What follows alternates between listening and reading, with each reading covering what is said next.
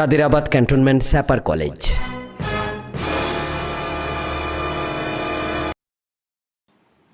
প্রিয় শিক্ষার্থী, আসসালামু আলাইকুম। আশা করি তোমরা সবাই ভালো আছো এবং ভালো থাকো এই প্রত্যাশা করি। ভূগোল ক্লাসে তোমাদের সবাইকে শুভেচ্ছা ও স্বাগতম। আজ আমরা আলোচনা করব ভূগোল প্রথম পত্রের ষষ্ঠ অধ্যায় মৌসুমী জলবায়ু 4, অর্থাৎ ইতিমধ্যে আমরা মৌসুমী জলবায়ু 1, মৌসুমী জলবায়ু 2 এবং মৌসুমী জলবায়ু 3 নিয়ে আলোচনা করেছি। আজ মৌসুমী জলবায়ু 4 অর্থাৎ মৌসুমী জলবায়ুর শেষ পর্ব নিয়ে আলোচনা করব। আমরা তার পূর্বে একটু জেনে নিতে চাই যে মৌসুমী জলবায়ু কাকে বলে এবং মৌসুমী জলবায়ুর উৎপত্তি হয় কেন। মৌসুমী জলবায়ু কাকে বলে, এই প্রশ্নটি আমাদের আগে বলেছি যে জ্ঞানমূলক প্রশ্ন আসতে পারে। যে জলবায়ুতে ঋতু পরিবর্তনের সাথে সাথে বায়ু প্রবাহের দিক সম্পূর্ণরূপে পরিবর্তিত হয় তাকে মৌসুমী বায়ু, এবং যে সকল দেশের উপর দিয়ে এই বায়ু প্রবাহিত হয় তাকে মৌসুমী জলবায়ু বলে। কর্কটক্রান্তি এবং মকরক্রান্তি রেখার নিকটবর্তী অঞ্চলে মৌসুমী বায়ুর প্রভাব সর্বাধিক বলে মৌসুমী জলবায়ুকে ক্রান্তীয় মৌসুমী জলবায়ু বলা হয়। জল এবং স্থলভাগের বায়ুর তাপ ও চাপের পার্থক্যের কারণেই মৌসুমী জলবায়ুর উৎপত্তি হতে দেখা যায়। প্রিয় শিক্ষার্থীরা, আমরা মৌসুমী জলবায়ুর আজকে আঞ্চলিক বৈশিষ্ট্যগুলো নিয়ে আলোচনা করার চেষ্টা করব। 1 নম্বর বৈশিষ্ট্য হচ্ছে উদ্ভিদ। মৌসুমী জলবায়ু অঞ্চলের সর্বত্র সমানভাবে বৃষ্টিপাত হয় না। বৃষ্টিপাতের পার্থক্যের কারণে স্থানভেদে উদ্ভিদের মধ্যে পার্থক্য পরিলক্ষিত হয়। সাধারণত মৌসুমী জলবায়ু অঞ্চলে 4 ধরনের উদ্ভিজ পরিলক্ষিত হয়, যেমন চিরহরিৎ বৃক্ষের বনভূমি, পর্ণমোচী বৃক্ষের বনভূমি, তৃণভূমি ও কাঁটাঝোপ। এই জলবায়ু অঞ্চলের উল্লেখযোগ্য বৃক্ষগুলো হচ্ছে শাল, সেগুন, মেহগনি, দেবদারু, পাইন, আম, জাম, কাঁঠাল ও নারিকেল। অর্থাৎ মৌসুমী জলবায়ু অঞ্চলে 4 ধরনের উদ্ভিজ পরিলক্ষিত হয় এবং প্রধান প্রধান বৃক্ষগুলো হচ্ছে শাল, সেগুন, মেহগনি, দেবদারু, পাইন, আম, জাম, কাঁঠাল ও নারিকেল। আমরা কয়েকটি চিত্র দেখার চেষ্টা করব। দেখো, স্ক্রিনে দেখাচ্ছে শাল গাছ, এরপরে সেগুন গাছ, এরপরে পাইন এবং দেবদারু। অর্থাৎ মৌসুমী জলবায়ু অঞ্চলগুলোতে যে বৃষ্টিপাতের তারতম্য হয়, এজন্য বিভিন্ন অঞ্চলে বিভিন্ন ধরনের বৃক্ষ হয়। এদের মধ্যে উল্লেখযোগ্য হচ্ছে শাল, সেগুন, পাইন, দেবদারু। মৃত্তিকা। মৌসুমী জলবায়ু অঞ্চলে প্রচুর বৃষ্টিপাত হয় বলে তথায় নদী গঠিত সমভূমি যথেষ্ট দেখতে পাওয়া যায়। অর্থাৎ নদী দ্বারা গঠিত সমভূমি এই অঞ্চলে অধিক পরিমাণে পরিলক্ষিত হয়। এসব সমভূমি উর্বর পলিমাটি দ্বারা গঠিত, কারণ এসব নদীতে বর্ষাকালে যখন প্রচুর বৃষ্টিপাত হয় তখন নদীবাহিত পলিমাটি দ্বারা এই অঞ্চলের অধিকাংশ স্থান গঠিত হতে দেখা যায়।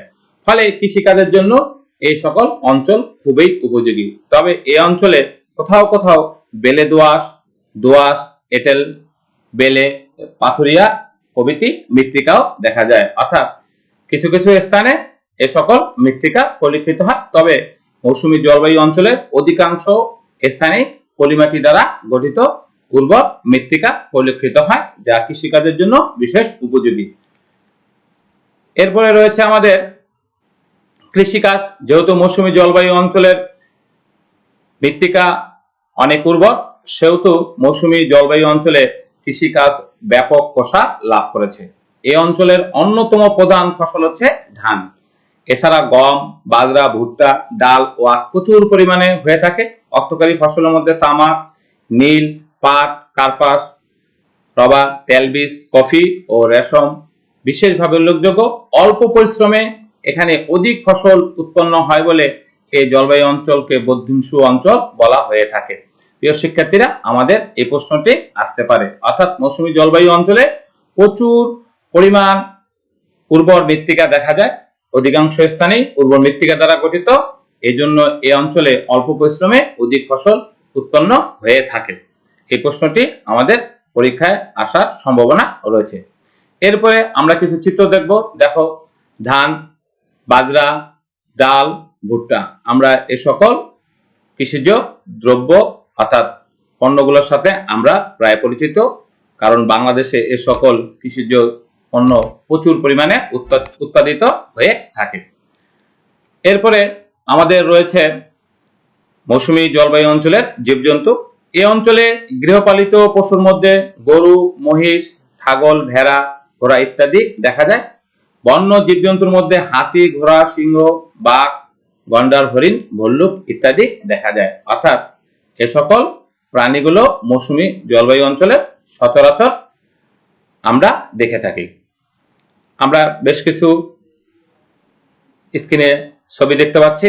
সিংহ, গন্ডার, বাঘ, ঘোড়া, হাতি, হরিণ, ভাল্লুক ইত্যাদি মৌসুমী জলবায়ু অঞ্চলের প্রধান প্রধান জীবজন্তু। এরপরে হচ্ছে খনিজ সম্পদ। মৌসুমী জলবায়ু অঞ্চল নানা প্রকার খনিজ সম্পদে সমৃদ্ধ। এদের মধ্যে উল্লেখযোগ্য হচ্ছে কয়লা, লৌহ, ম্যাঙ্গানিজ, অভ্র খনিজ তেল ও প্রাকৃতিক গ্যাস। অর্থাৎ এই সকল খনিজ সম্পদগুলো মৌসুমী জলবায়ু অঞ্চলে প্রচুর পরিমাণে পরিলক্ষিত হয়। এরপরে আছে পরিবহন ও যাতায়াত ব্যবস্থা। মৌসুমী জলবায়ু অঞ্চলের অধিকাংশ স্থান সমতল ভূমি, অর্থাৎ ভূপ্রকৃতি অধিকাংশ স্থানে সমতল। এই জলবায়ু অঞ্চল কৃষি ও শিল্পে উন্নত, তাই এই এলাকার পরিবহন ব্যবস্থাও যথেষ্ট উন্নত। অর্থাৎ আমরা পূর্বেই জানি যে কোন একটি অঞ্চলে কৃষি ও শিল্পে উন্নত হওয়ার অন্যতম পূর্ব শর্ত হচ্ছে পরিবহন ব্যবস্থার উন্নয়ন। যে সকল দেশের পরিবহন ব্যবস্থা যত বেশি উন্নত, সে সকল দেশে শিল্প ও কৃষিতে তত বেশি উন্নত। মৌসুমী জলবায়ু অঞ্চলের দেশগুলোতে রেলপথ, সড়কপথ, বিমানপথ ও নৌপথ দেখা যায়। এ সকল সড়কপথের, রেলপথের, বিমানপথের এবং নৌপথের মাধ্যমে দেশের বিভিন্ন স্থানের সাথে উন্নত যাতায়াত ব্যবস্থা গড়ে উঠেছে। আমরা স্ক্রিনে 4টি চিত্র দেখতেছি। 1 নম্বর চিত্রটি হচ্ছে আমাদের নৌপথ, 2 নম্বর হচ্ছে সড়কপথ, 3 নম্বর হচ্ছে রেলপথ এবং 4 নম্বর হচ্ছে বিমানপথ। অর্থাৎ মৌসুমী জলবায়ু অঞ্চলের দেশগুলোতে 4 ধরনের এই যোগাযোগ ব্যবস্থা পরিলক্ষিত হয়। শিল্প ও ব্যবসা বাণিজ্য। অনুকূল জলবায়ু, উন্নত পরিবহন ব্যবস্থা, পর্যাপ্ত প্রাকৃতিক সম্পদ, সস্তায় শ্রমিক প্রাপ্তির সুবিধা, এই কারণে এই অঞ্চলের দেশগুলো শিল্প ও ব্যবসা বাণিজ্যে বেশ উন্নতি লাভ করেছে। আমরা স্ক্রিনে 4টি ছবি দেখতে পাচ্ছি। কৃষিকাজ, গবাদি পশুপালন, বন থেকে সংগৃহীত কাঠ এবং ব্যবসা বাণিজ্য। আমাদের স্ক্রিনে এই 4টি বিষয় দ্বারা বোঝানো হয়েছে যে মৌসুমী জলবায়ু অঞ্চল কৃষি, শিল্পে ও ব্যবসা বাণিজ্যে বেশ উন্নত। এরপরে আছে এই অঞ্চলের মানুষের জীবনযাত্রা প্রণালী। উর্বর মৃত্তিকা এবং প্রচুর বৃষ্টিপাত হয় বলে অল্প পরিশ্রমে মৌসুমী জলবায়ু অঞ্চলে অধিক পরিমাণে ফসল ফলানো সম্ভব। এজন্য পৃথিবীর শ্রেষ্ঠ ঘনবসতি অঞ্চলে পরিণত হয়েছে এই অঞ্চল। কৃষিকাজেই এই অঞ্চলের মানুষের প্রধান উপজীবিকা, অর্থাৎ এই অঞ্চলের মানুষের প্রধান কর্মই হচ্ছে কৃষি। এছাড়া শিল্পকর্ম, খনিজ ও বনজ সম্পদ আহরণ, ব্যবসা বাণিজ্য, পশুপালন ইত্যাদির মাধ্যমেও মানুষ জীবিকা অর্জন করে থাকে। এই অঞ্চলের জনগণ অলস ও ভাগ্যের উপর নির্ভরশীল। তোমাদের জন্য বাড়ির কাজ রয়েছে, এই কাজগুলো করার চেষ্টা করবে। না পারলে বা বুঝতে অসুবিধা হলে আমাকে তোমরা অবশ্যই জানাবে, আমি তোমাদের প্রশ্নগুলোর উত্তর দেওয়ার চেষ্টা করব। 1 নম্বর প্রশ্ন হচ্ছে মৌসুমী জলবায়ু অঞ্চলকে বদ্ধিংশু অঞ্চল বলা হয় কেন? 2 মৌসুমী জলবায়ু অঞ্চলে পরিবহন ব্যবস্থা উন্নত কেন? 3 মৌসুমী জলবায়ু অঞ্চলের মানুষ অলস প্রকৃতির কেন? এই 3টি প্রশ্ন তোমরা বাড়িতে করার চেষ্টা করবে। সবাইকে ধন্যবাদ জানিয়ে আজকের মতো এখানেই ক্লাস শেষ করছি। আসসালামু আলাইকুম ওয়া রাহমাতুল্লাহি।